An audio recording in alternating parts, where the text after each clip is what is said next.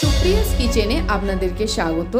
আজকে আমি আপনাদের সাথে ফ্রাইড রাইসের একটি রেসিপি শেয়ার করব। তবে এই ফ্রাইড রাইসটা আমি মিনিকেট চাল দিয়ে বানিয়েছিলাম। হাঁড়ির মধ্যে জল দিয়ে দিয়েছি। এবার আমি তাতে দিয়ে দিচ্ছি একটা তেজপাতা, দুটো দারচিনি, দুটো এলাচ আর 4 থেকে 5টা লবঙ্গ। তাতে দিয়ে দিচ্ছি পরিমাণ অনুযায়ী লবণ। এবার যে মিনিকেট চালটা নিয়েছি সেটা পরিষ্কার করে ধুয়ে নেব। এবার আমি জলের মধ্যে চালটা দিয়ে দিচ্ছি।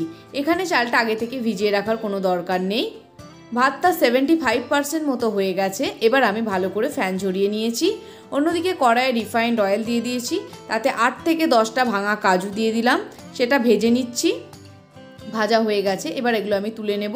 এবার ওই তেলের মধ্যে দিয়ে দিচ্ছি গাজর কুচি, বিনস কুচি, মটরশুঁটি আর দিয়ে দিচ্ছি ক্যাপসিকাম কুচি।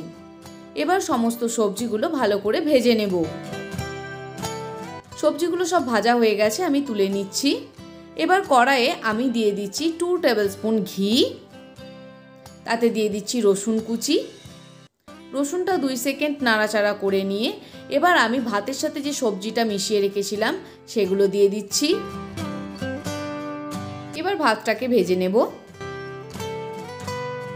এবার এতে আমি দিয়ে দিচ্ছি 1 টেবিল স্পুন চিনি, 1/2 টেবিল স্পুন কেওড়া জল, 1 টেবিল স্পুন সয়া সস দিয়ে আবারও এই সমস্তগুলো দেওয়ার পর আবারও ভাতটার সাথে মিশিয়ে নিচ্ছি। এগুলো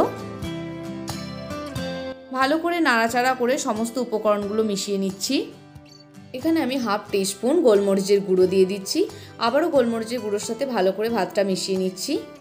এবার এটা হয়ে গেছে, আমি নামিয়ে নিচ্ছি। এরকম মিনিকেট চালের ফ্রাইড রাইস খেতে কিন্তু খুবই সুন্দর লাগে। আপনারা অবশ্যই বাড়িতে একবার বানিয়ে দেখুন কেমন খেতে লাগছে, আর আমাকে কমেন্ট করে জানাতে ভুলবেন না। আমার চ্যানেলে যদি নতুন হয়ে থাকেন চ্যানেলটি লাইক, শেয়ার ও সাবস্ক্রাইব করতে ভুলবেন না। সাবস্ক্রাইব বাটনের পাশে যে বেল আইকনটি রয়েছে সেটাও প্রেস করে রাখবেন, তাহলে সবার আগে নতুন ভিডিও নোটিফিকেশন আপনাদের কাছে পৌঁছে যাবে।